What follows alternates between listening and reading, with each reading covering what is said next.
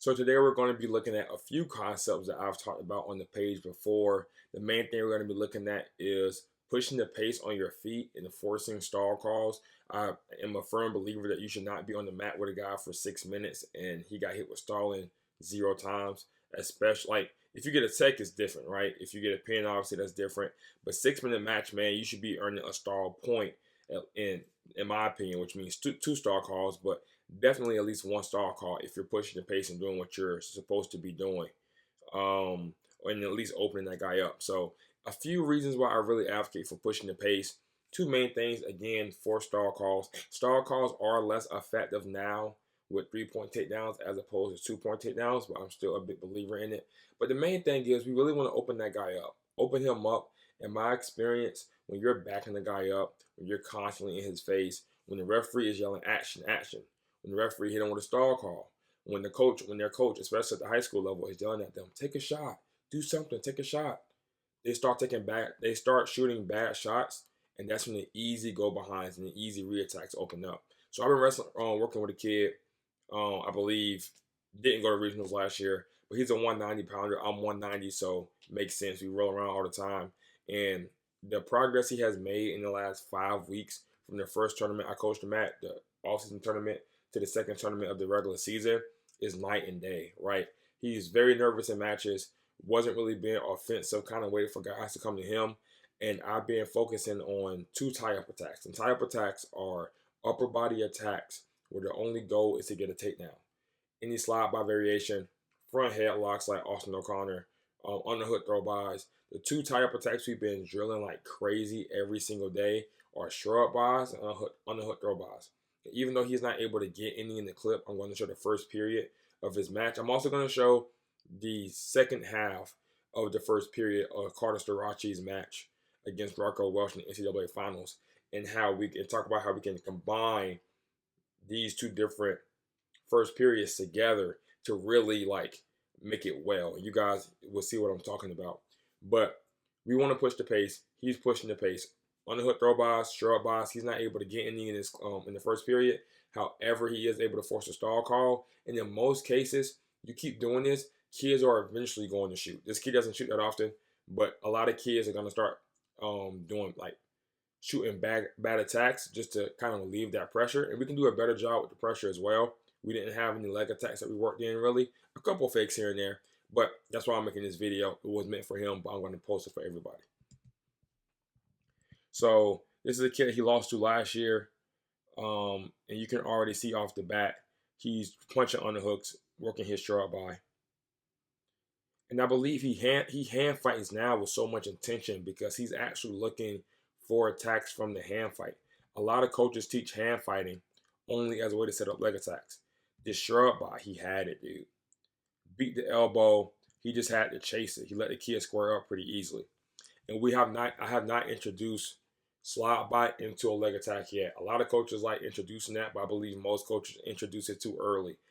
When it comes to chain wrestling, and most of you guys subscribe to this channel for chain wrestling and my system breakdowns. I believe when you introduce the second and third options too early, it makes wrestlers non-committal to the first option. So I like to see them consistently score from that first option first before I start introducing second options. But a lot of coaches teach hard hand fighting, but they only teach it as a setup to leg attacks. A lot of kids don't want to shoot leg attack as of now. We're going to be adding leg attacks in this week. As I'm making this video, it's Tuesday night. Like Wednesday, 1 o'clock in the morning.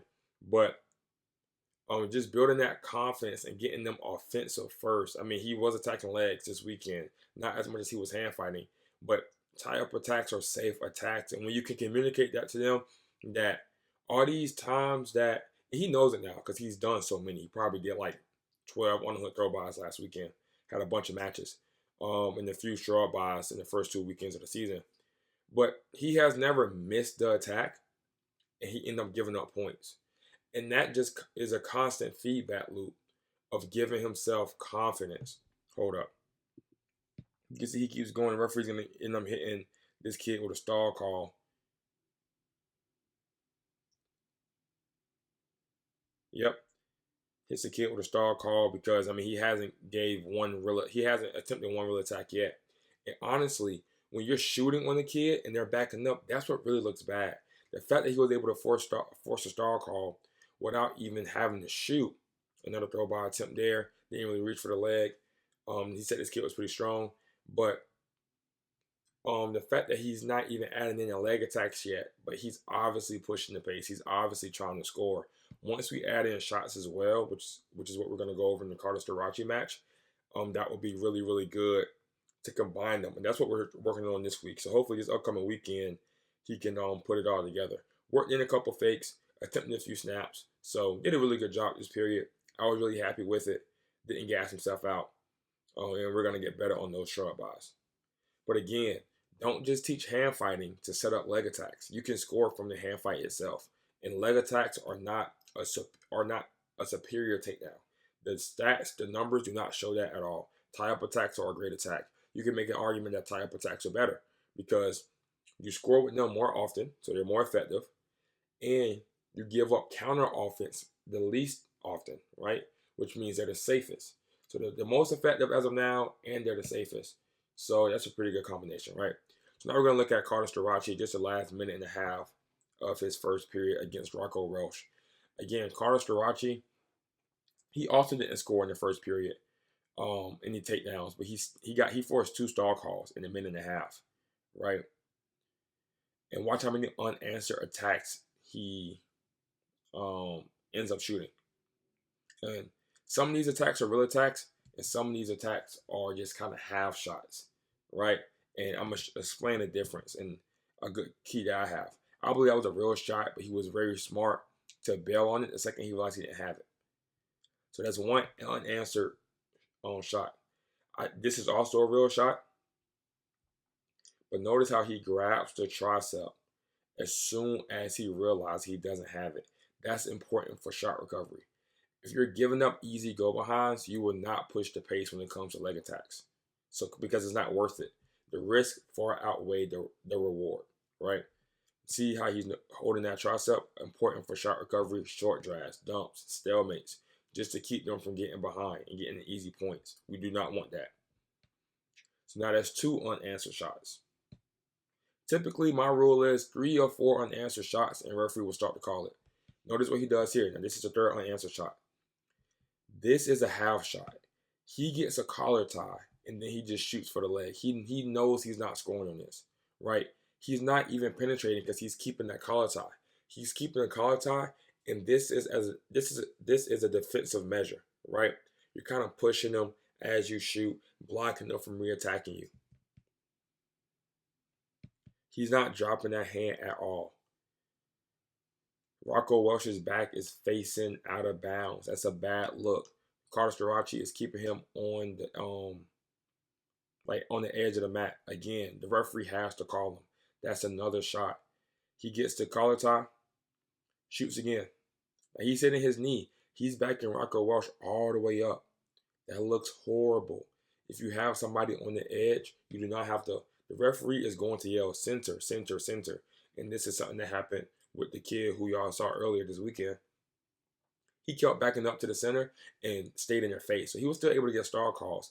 But I'm just like, hey, man, when he says center, he's talking about the other guy. As long as you're looking for offense, he's going to hit that other kid with stalling, not you. So that's 4 unanswered shots, by the way.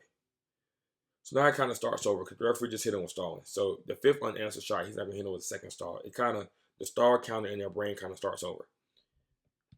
So he still has his back towards the edge of the mat, tries to snap, and the snaps still matter. They aren't as effective as shots at getting stall calls, but they matter. They show offense. To me, that's a committed shot. To me, this is a committed shot, but notice what Starachi is doing. If Rocco Welsh tried to get behind him, Starachi would just turn his back out of bounds. And he knows he's not giving up any short offense here because of their positioning on the mat. Also hear what DC is saying. Hold on, I'm going to start it over.